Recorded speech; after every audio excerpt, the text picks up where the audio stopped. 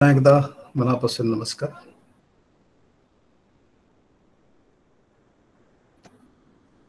पण तत्पूर्वी आपण सगळे मिळून भगवान बुद्ध आणि आदि शंकराचार्य यांना वेगळा नमस्कार करूया पुन्हा एकदा.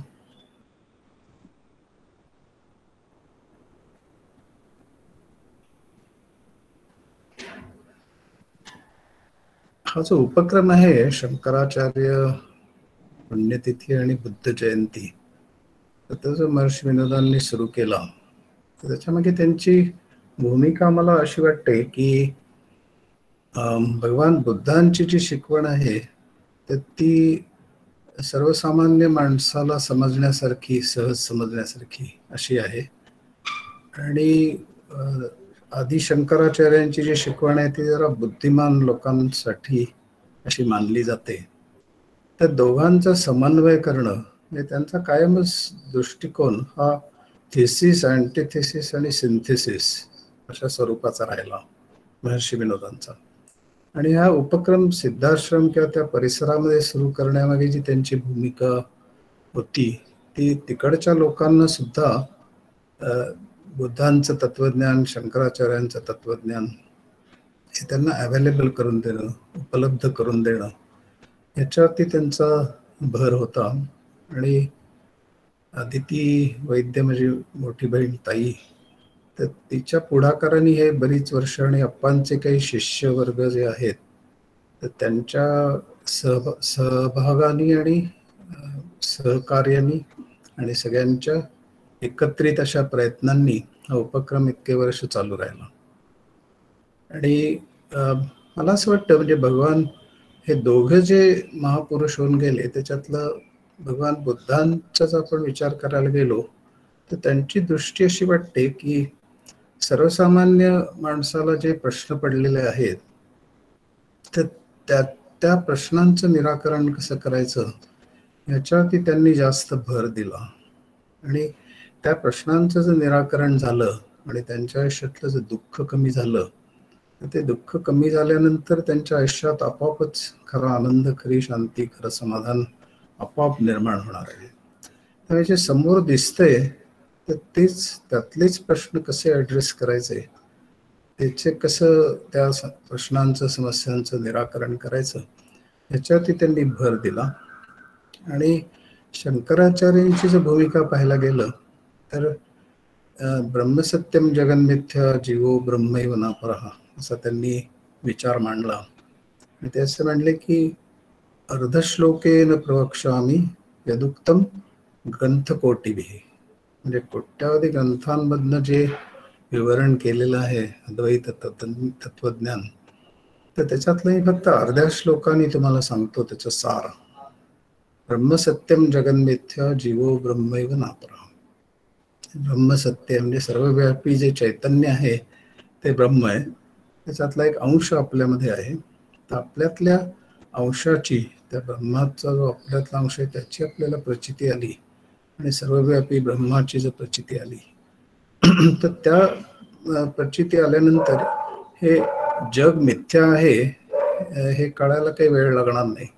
आणि जे माया आहे म्हणजे जी नाही आहे ती आहे अशी जी वाटते, या मासा माया असं म्हणतात की जे नाही आहे पण तरी इल्युजन वाटतं आपल्याला, तर तिच्यामध्ये काही तिच्या बाबतीत काही करण्यात वेळ घालवण्यापेक्षा आपण ब्रह्माची प्रचिती घेण्यावरती भर द्यावा अशा भूमिकेतून त्यांनी हे श्लोक, जो अर्धा श्लोक सांगितला याच्यावरती चिंतन केलं लोकांनी की ब्रह्म सत्य आणि जग मिथ्या आहे याच्यावरती भर दिला तर त्यांच्या आयुष्यात ते उद्धरून जातील आणि त्यांचं कल्याण होईल अशी त्यांची भूमिका होती.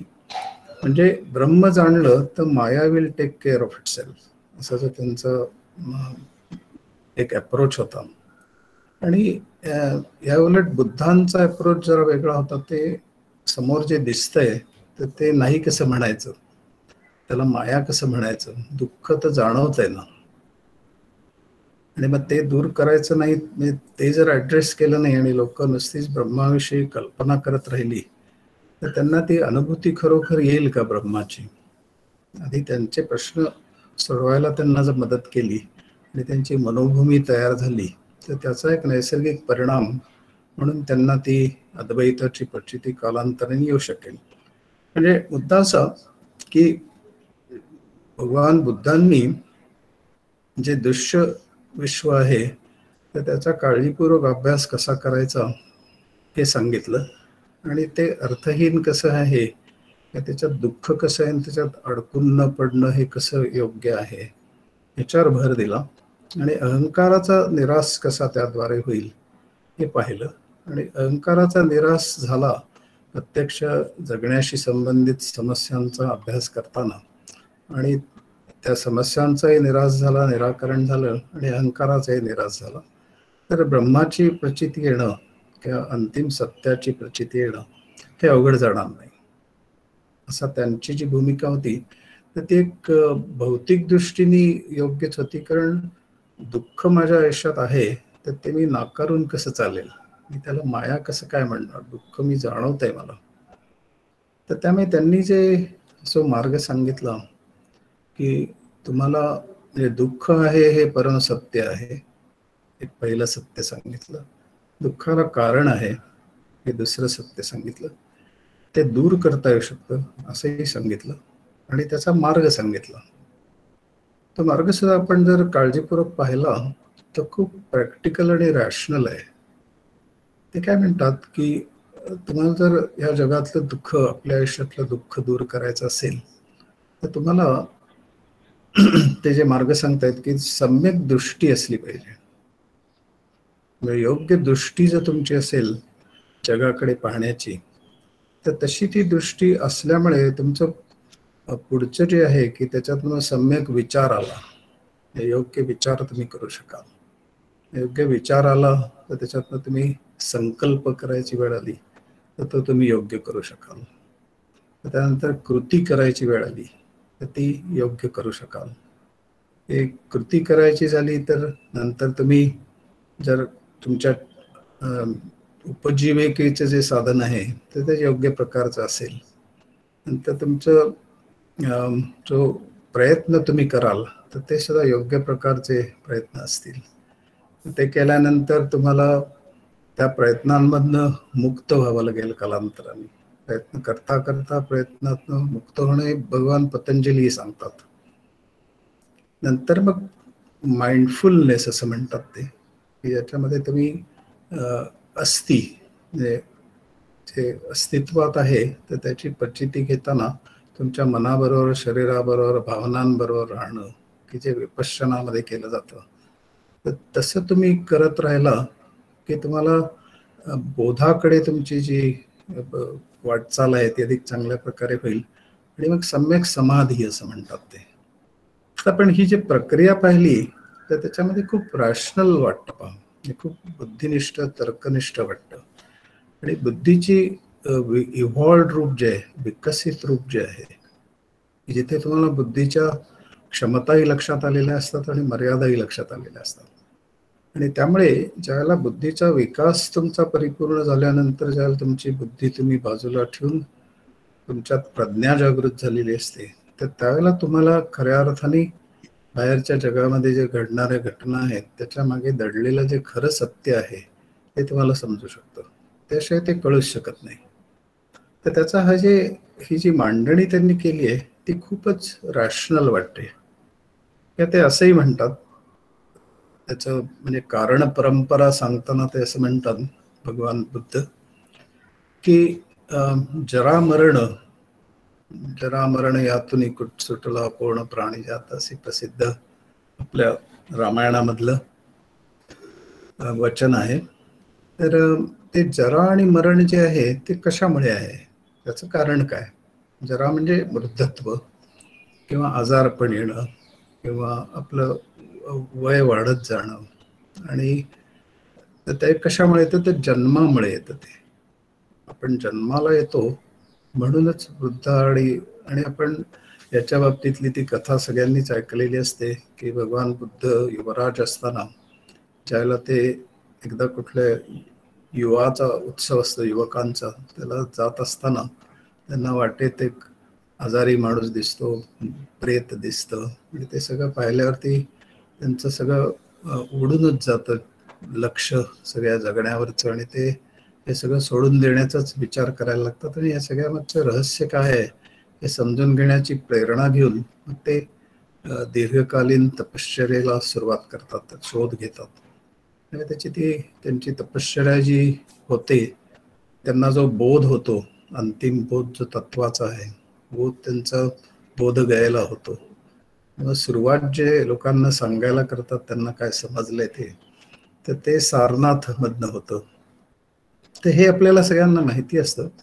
पण ही जी भूमिका आहे त्यांची, की म्हणजे समजून घेण्यासाठी काय आहे की जन्मामुळे आपण जन्माला येतो म्हणून आपल्याला जरा आणि मरण येतं. आणि सगळ्याचं दुःखाचं रॅशनल मांडणी करताना ते असं म्हणतात की जरा आणि मरणाचं कारण काय आहे, तर जन्म आहे. मग जन्म का होतो, त्याचं कारण काय, तर भव आहे. आणि भव म्हणजे कर्म. आपण जे काही वेगळ्या वेगळ्या प्रकारची कर्म करत असतो, त्या कर्माची कुठेतरी साठा होत असतो आपल्या चित्तामध्ये. आणि तो साठा जो असतो तो पुढच्या कर्म निर्माण करण्यासाठी कारणीभूत होत असतो. मग त्यातनं अजून काही कर्म निर्माण होत असतात, मग अजून काही अशी कर्माची साखळी शृंखला सतत आयुष्यभर चालू राहते. आणि त्याचा जो साठा होतो, तर त्या साठ्यातनं ते कर्माची जी हे करायची असते, शांती करायची असते, म्हणजे कर्माचा आविष्कार करायचा असतो. कर्म गोळा झालं तर त्याचं काहीतरी करावं लागतं. ते जे करणं आहे, तर ते करणं म्हणजे जन्माला येणं आणि जरा मरण ह्याच्यातनं जाणं.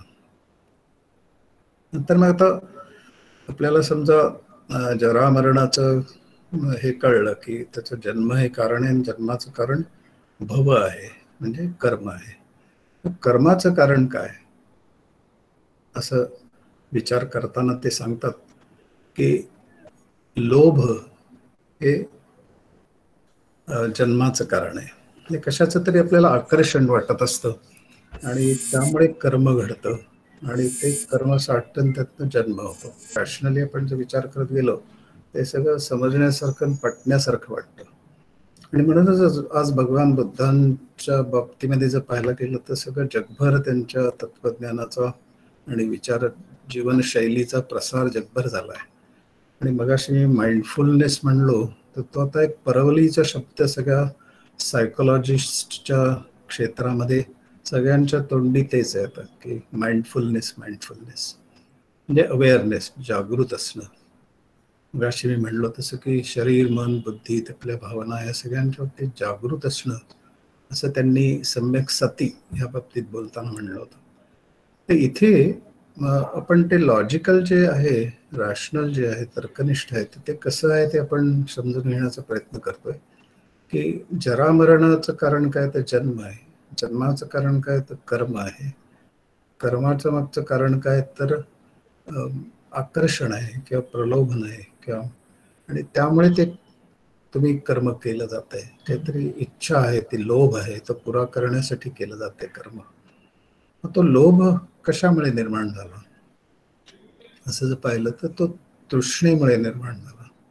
तहान कशाची तरी मला लागलेली असते आणि ती तहान भागवण्यासाठी मला कर्म करावं असं वाटतं. किंवा त्याच्या मागे जे हे जो लोभ आहे मला, तर तो कशामुळे वाटतो, तर काहीतरी तहान लागलेली असते ती भागवण्यासाठी. तहान ही म्हणजे विषय वस्तूंच्या संपर्कात आल्यानंतर जे आपल्याला जे त्यातनं तात्कालिक समाधान मिळतं, तर त्याला ते हे म्हणतात की आपण भोग घेतो तर त्याच्यातनं तात्पुरतं समाधान मिळतं.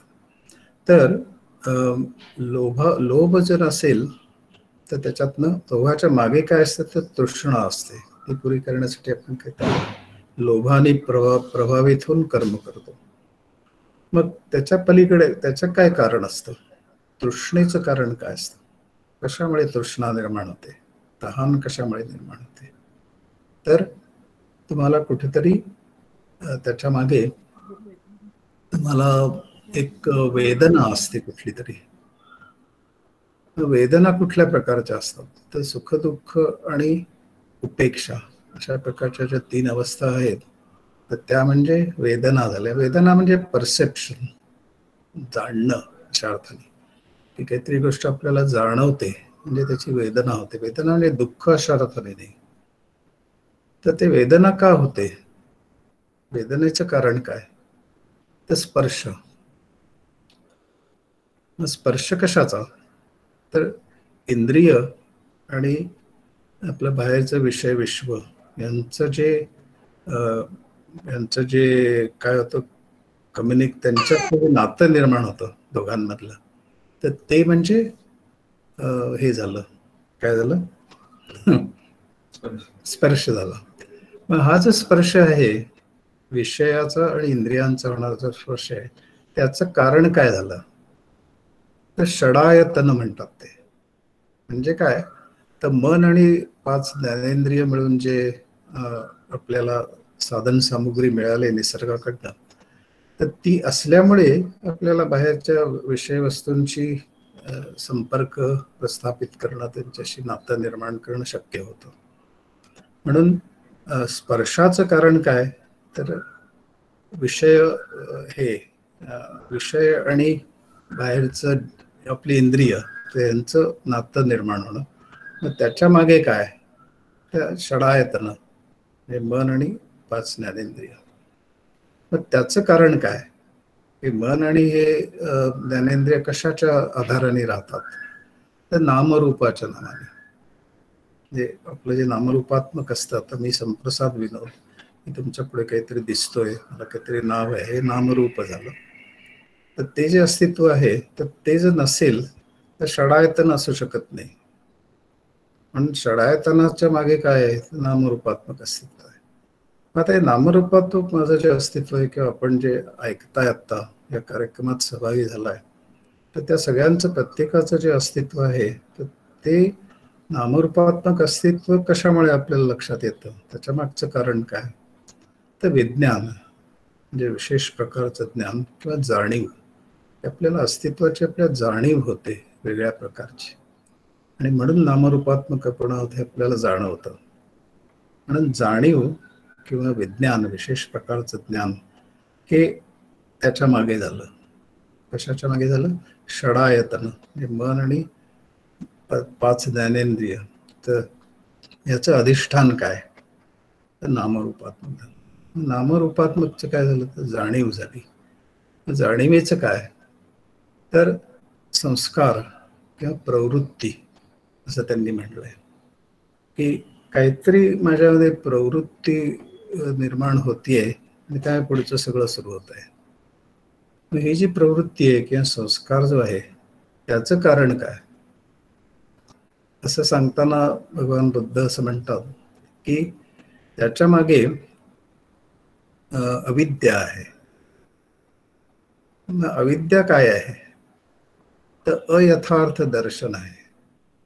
अज्ञान म्हणजे काय, की जे आहे ते मला तसं दिसतच नाही, काहीतरी वेगळंच दिसतंय, म्हणजे अयथार्थ ज्ञान झालं. जे यथार्थ ज्ञान म्हणजे जे पाहतोय मी वस्तू, त्याचं जे काही अर्थ आहे तो मला प्रतीत होणं. आणि अयथार्थ ज्ञान म्हणजे ते मला जे आहे ते कळतच नाही, मला काहीतरी दुसरंच वाटतंय, म्हणजे अयथार्थ ज्ञान झालं. ते अविद्येचं कारण झालं.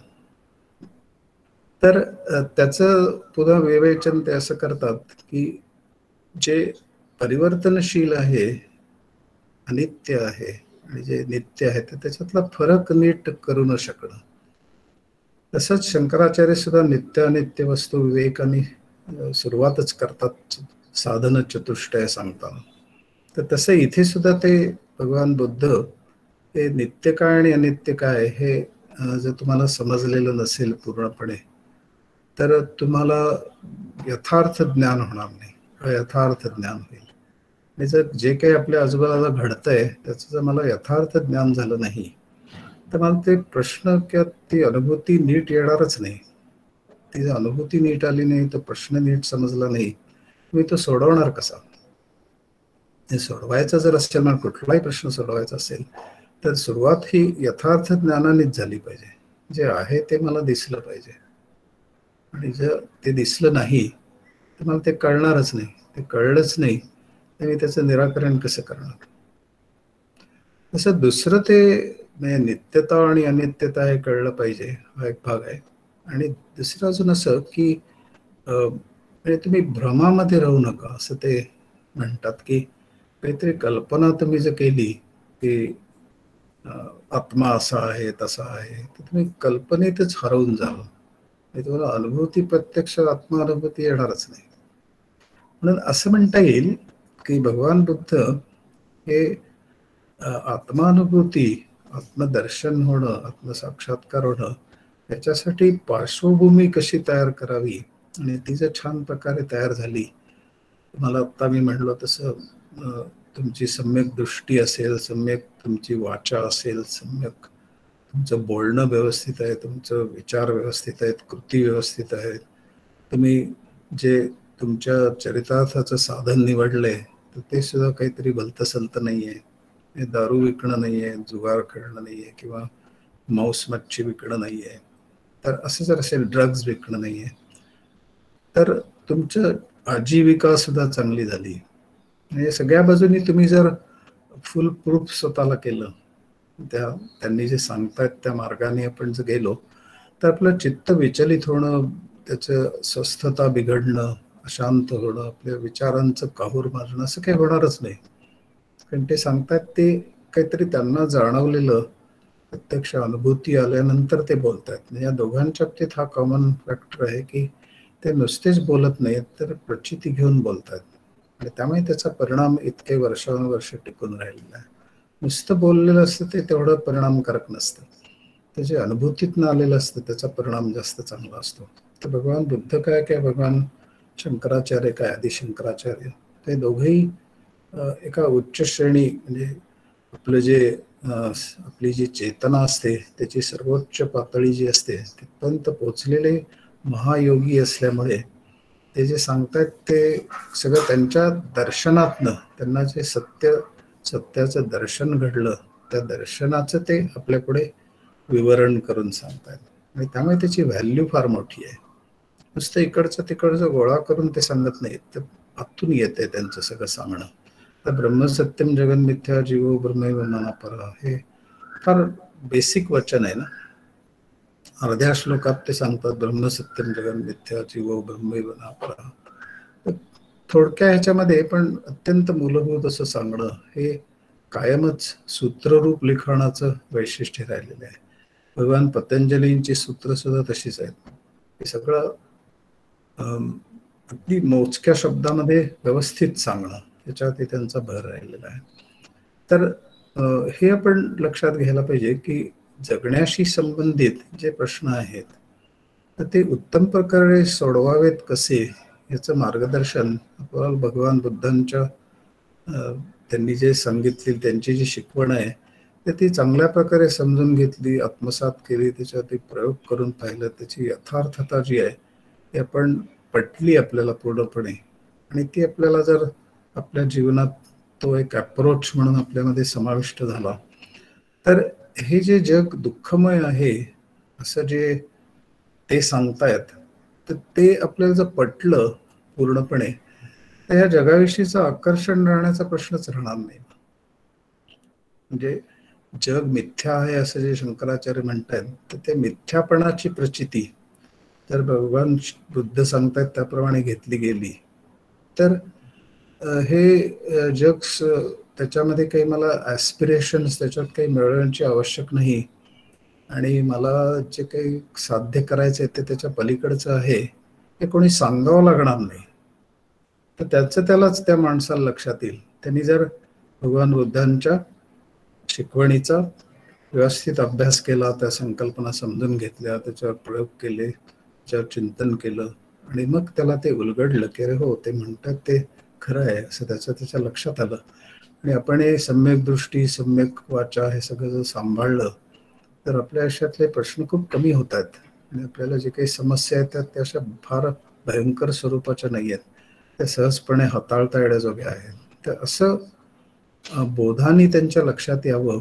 म्हणजे त्यांच्यावरती जो बाहेरच्या जगाचा पगडा आहे तो कमी व्हावा, आणि त्यांचं जगणं अधिक शांत, प्रसन्न, आनंदी आणि कल्याणपूर्ण व्हावं, यासाठी त्यांचा उपदेश आहे भगवान बुद्धांचा.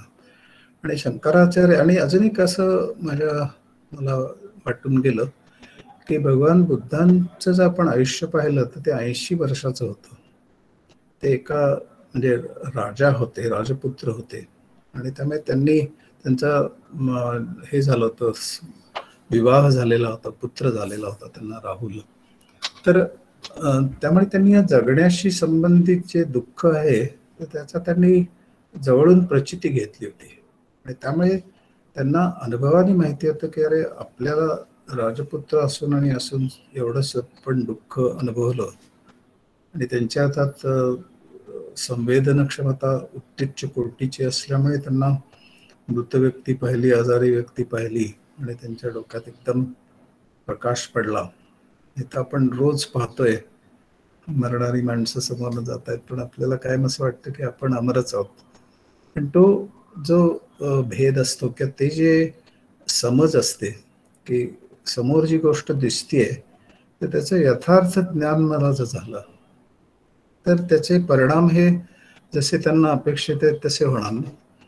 भगवान बुद्धांना काय अभिप्रेत आहे तर बुद्धत्व यावं. बुद्धत्व म्हणजे काय तर तुमची चेतना विकसित व्हावी आणि तुम्हाला सगळ्या गोष्टी खूप मुळातून समजायला लागाव्या. त्या मुळातून समजायला लागल्यामुळे तुम्हाला ह्या जगत असताना तुम्ही किती जरी म्हणलं तरी सुद्धा जरा मरण ह्यातनं काही तुम्ही सुटणार नाही. पण जगण्याशी संबंधित येणारे जे प्रश्न आहेत ते तुम्ही त्यांच्या शिकवणुकीचा जर अंगीकार केला चांगल्या प्रकारे, मी असे म्हणलं त्याप्रमाणे, आणि तुमच्या तुम्हाला असं लक्षात यायला लागलं की हे मला फार सोपं जायला लागलं, आता जगणं सोपं व्हायला लागलं माझं पूर्वीपेक्षा, तर तुमची ती जी निष्ठा त्या बुद्ध तत्वज्ञानावर, जीवनशैलीवर जी निर्माण होते तर ती एक टिकाऊ स्वरूपाची असते आणि त्याला जिवंतपणा असतो, डोळसपणा असतो, त्यामुळे ती टिकते. मग आणि म्हणजे असं म्हणता येईल की भगवान बुद्ध हे माया जी आहे बाहेरच्या जगात जी आपल्याला समोर दिसते तर तिचं दर्शन घ्यायला प्रथम सांगतात आणि त्यानंतर तुम्ही ब्रह्माकडे जा, ते ब्रह्म आपोआपच तुम्हाला त्याची प्रचिती येईल असं ते म्हणतात. म्हणजे तुमची अहंकार शून्यता तुम्हाला आली तर ब्रह्मत्वाची प्रचिती त्यात दडलेली आहे, ती आपोआपच येईल असं ते म्हणतात. आणि भगवान शंकराचार्य असं म्हणतात, आदि शंकराचार्य, की तुम्ही ब्रह्माचीच प्रचिती घ्या, इथूनच सुरुवात करा, म्हणजे तुम्हाला माया वगैरे will take care of itself, तुम्हाला काही त्याच्याकडे बघायचं वेगळं काही गरजच भासणार नाही. तर हे दोघं जण ॲपरंटली बरोबर पाहता असं वाटतं की ते एकमेकांच्या विरोधी बोलतात, पण प्रत्यक्षात तसं नाहीये. तर आपले भगवान बुद्ध हे आधी ते मायेचं निराकरण कसं करावं हे सांगतात आणि नंतर बुद्धत्व तुम्हाला आपोआप येईल असं म्हणतात. आणि शंकराचार्य फक्त असं म्हणतात की तुम्ही बुद्धत्व किंवा ब्रह्मत्व हे आधी अनुभवा, म्हणजे मायेची काळजी करायचं तुम्हाला कारण नाही. म्हणजे मला असं वाटतं की दोघं एकच गोष्ट बोलतायत. एक असं म्हणतात की सगळं हे जगणं शून्य आहे आणि एक म्हणतात की सगळं परिपूर्ण आहे.